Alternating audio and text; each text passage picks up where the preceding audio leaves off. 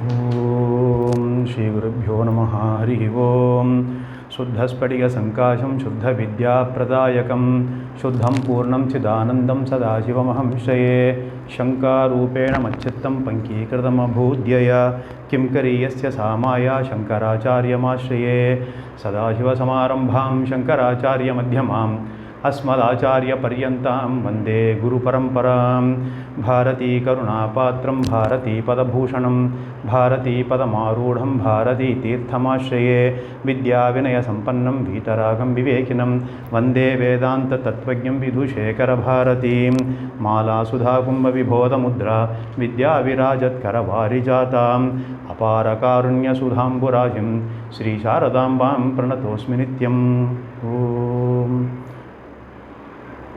In last session, we saw how the four groups can be divided into based on guna, that is character. Society taken as a whole will be divided based on guna, that we already saw. Now this session we will see Karma Vibhāgaha, fourfold varnas based on profession, occupation or the work we do, contribution to the society. It is not watertight division, often overlap with each other. Possibility of overlapping is there. First one is most important one, but most neglected one nowadays. We can say this profession, we can categorize this profession as scriptural learning, memorizing and teaching. Very important work. It requires lifelong dedication and specialization. We saw scriptures, our scriptural literatures are too big, both extensive as well as intensive. Extensive in the sense it has so many varieties of topics: astrology, astronomy, ethics, grammar, philosophy, rituals and so on and so on. And equally intensive means it is very deep. We can understand the depth by seeing the commentaries, volumes of commentaries written on the scriptures by acharyas who have the sampradaya, who have the key to unlock the scriptures. We have commentaries and also sub-commentaries written by other acharyas and sub-commentaries and so on. Sometimes 5 to 6 generations of commentaries, that is explanation, expansion on the scriptures are available. So we can understand the volume or depth of our scriptures. In addition to that, all our scriptures are in Sanskrit language. We know learning Sanskrit itself is very difficult. Those who have attempted will understand this. Those who have not even attempted, it is fine, they are fortunate, we can say. It is very difficult, but it's a complete language by itself. It requires a lot of dedication. Studying scriptures in original language, Sanskrit, is very important, because translation of the scriptures into various languages like English or any other language are very terrible, and sometimes they are very funny also. The meanings are not conveyed properly, and sometimes exactly opposite meanings are conveyed by these translations. So it is always recommended to read our scriptures in original language, that is Sanskrit. These scriptures should be taught to the next generation. Bhagavad Gita, for example, has 700 verses. Studying Bhagavad Gita intently under a guru for a length of time, it takes long time for studying, memorizing and understanding the meaning of Gita. It takes years. It is not, it will not come just within few days or few weeks. So we can understand how difficult it is to learn our scriptures.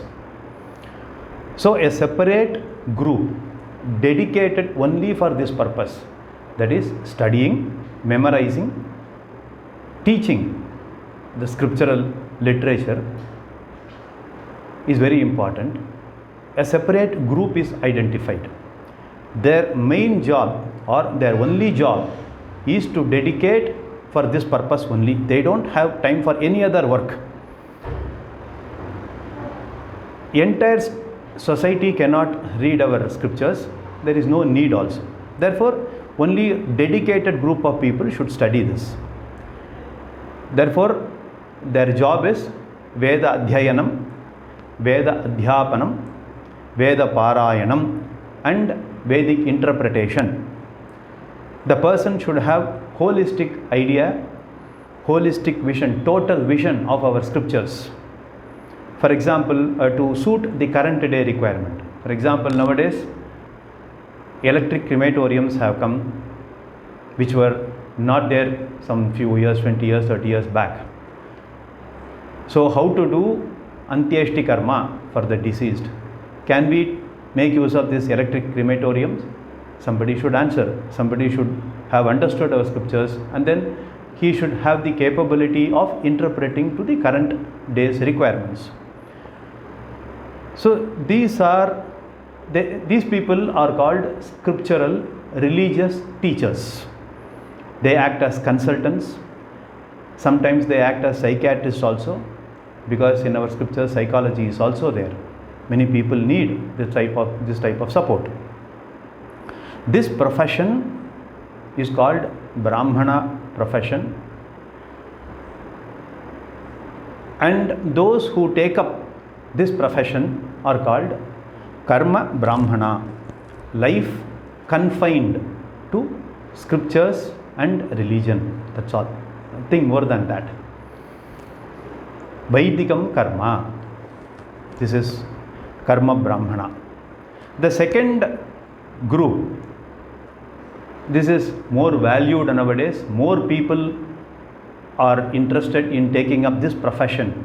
That is all types of public service, all forms of public service, administration of country, defending the country, that is army, governing the society, maintenance of law and order, legal profession, policing, so that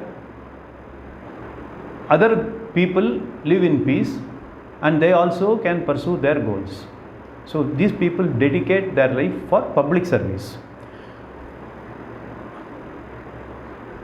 Previously, in those days, this job was handled by the king, the Raja. It is his duty, his responsibility is to safeguard the citizens of the country. Nowadays, it is taken care of by ministers, MLAs, parliament is there, prime minister, chief ministers, and so on.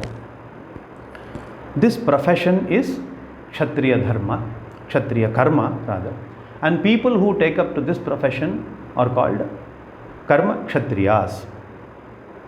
This is the second group.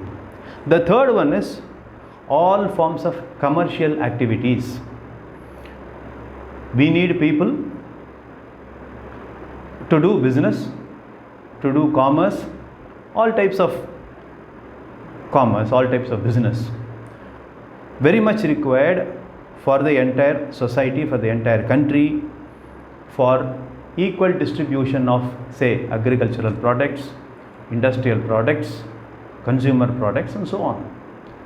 They are available in one place, people are in another place, so it has to be transported, so it has to be sold. This is called Vaishya Karma. This karma, that is commerce and business. And whoever take up this profession are called Karma Vaishyas. The last one is Karma Shudraha. That is, this type of profession, this profession will be all forms of labor, semi-skilled, unskilled labor. They do not have discriminative power. They cannot think for themselves, but they are very good. They are dedicated for working for the other three groups of people. That is Karma Kshatriya, Karma Vaishya and Karma Brahmana. Following the leadership of these three groups. So this profession, as we said, it is Karma Shudra, and those people who take up this profession will be Karma Shudra. Now the final one, based on Janma, birth perspective, how the four groups can be looked at from the standpoint of Jati or Janma. If I am born to a Brahmin family, I will be a Jati Brahmana. Similarly, if I am born to a Vaishya Brahmana Vaishya family, I will be a Jati Vaishya, Jati Kshatriya, Jati Shudra and all. These are the broad classifications of human beings in the society taken as a whole. An individual can be a mixture of these three varnas, that is birth, character and karma, that is activity, profession. A person may be born into a Brahmana family, he will be called Jati Brahmana. Supposing his interest is to take up the public service and he is elected an MLA or minister and he works for the public, then he becomes, by way of profession, he becomes a Karma Kshatriya. This person will be called Karma Kshatriya. Supposing he misuses his position, he amasses wealth, gets into corruption and accumulates wealth for himself and for his family only, then from the guna, from the character perspective, he will be called Guna Vaishya. So it all depends on which standpoint we look ourselves. Now we will see gradation in Varna. Do we have gradation in this Varna scheme? Can anyone be called superior or inferior to others? That is in Tāra Tamyam. In Sanskritam we say Tāra Tamyam. As far as Jāti Vibhāgaha, that is birth concerned, birth-wise division is concerned, all four are equal. There is no superiority or inferiority. No one can claim that I am superior because of my birth. Then it becomes a caste system, so which is very much bad and it is not at all advocated by our Shastra. Then Karma Vibhāgaha, based on profession. Based on profession, do we have any Taratamyam? No way. Once again, all are equal. There is no superiority or inferior job. All jobs are equal for a society.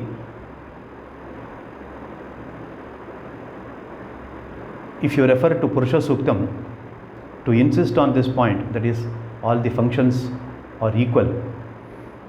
Brahmano osya Mukham asid, that is teaching profession. Mukham, Bhagavan's Mukham, Bhagavan's organ of face is to be used for teaching Veda. Therefore, Brahmana's profession will be teaching Veda. Bahurajanya kritaha, this is a law and order of a society to be taken care of by the kings in those days. Nowadays, by ministers. Uru tadasya yadvaishyaha, economic balance, economic system. It has to be done only by Vaishya. Padbhyagum Shudro Ajayata, all forms of labor, semi-skilled, unskilled, agriculture, everything. So, these four organs have four different functions, four parts of the Lord, four parts of Lord. Which part is sacred, which is not sacred? Everything is equal, all are sacred. We worship Pāda Pūja. If you go to Sringeri and if you go to Sringeri for having darshan of Acharya, first thing we do is Pāda Pūja. So Pāda Pūja is superior. Therefore, nothing is inferior to others. All are equal.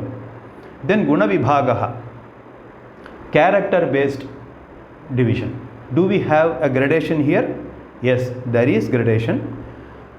Guna Brahmana is considered superior to other three because of the superior character and noble character. So this character deserves namaskarams from all people, all sections of the society. For example, Prahlada is born Rakshasa. He is born Rakshasa. He was born to Hiranyakashipu, became a reverential person later because of his bhakti. And all of us pray Prahlada. In the early morning slokam, after we wake up, Prahlada Narada Parashara Pundarika. Even before Narada, we chant Prahlada's name.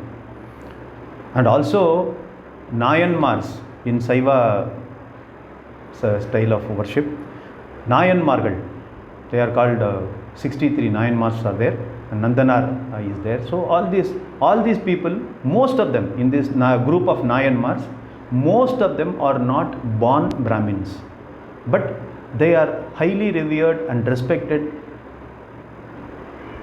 by entire section of the society, by entire society, because of the character, because of the bhakti, because of their guna. Therefore, we do have a choice, we do have a gradation, that is Guna Brahmana is superior to others. The next topic is, do we have a choice in deciding which group should I belong to? Do we have a choice? From Jati perspective, we do not have a choice in this Janma because we are already born. We cannot do anything. Whether we are born to a Brahmin family or Kshatriya family, whatever it is given by Ishvara. So there is no choice as far as this particular Janma is concerned. But scriptures say, if you want to choose your Janma in the succeeding ones, you can have a choice by your lifestyle. So here, there is a partial choice is available. Profession based Vibhaga, Karma Vibhaga. Do we have a choice in karma? We do have a choice in profession, because there is no compulsion that one should go to this profession. The choice is given to people. How do I exercise the choice? You can choose a profession. The best thing is to choose the profession based on your guna, based on your character, inclination, trait. It is very simple because that is your nature. Anyone who takes up profession based on the guna, he will be happy.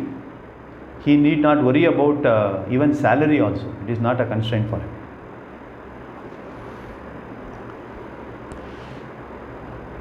Now, people may say, I do not know my character. Today, I behave like a Brahmana. Tomorrow, I behave like a Vaishya.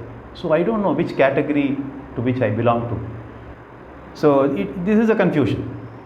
Then, in that case, the second choice is family-based profession. It is easy to choose profession based on heredity. That is what your family is doing. You can follow their footsteps. It is simple for us.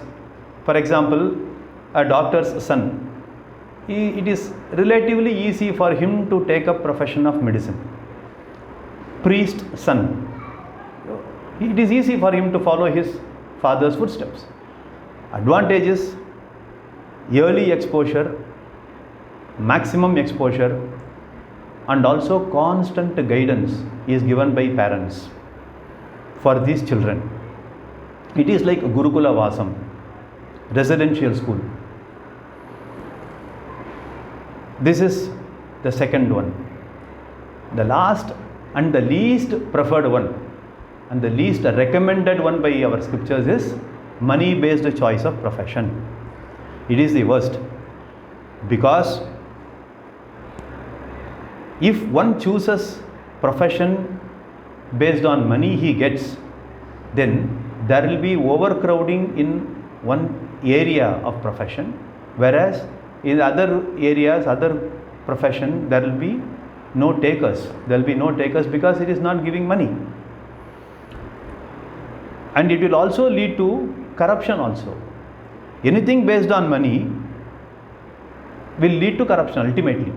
For example, this match fixing is there, and nowadays the system of education, medicine, where whatever you take, it is all primarily money based. Therefore, we have a lot of corruption and confusion. Our society till recently was taking up family based profession, heredity based profession, which was very easy. There is no competition. There will be people to do all types of work. Nothing will be left untouched. There will be people everywhere. So everyone will be happy also. Now,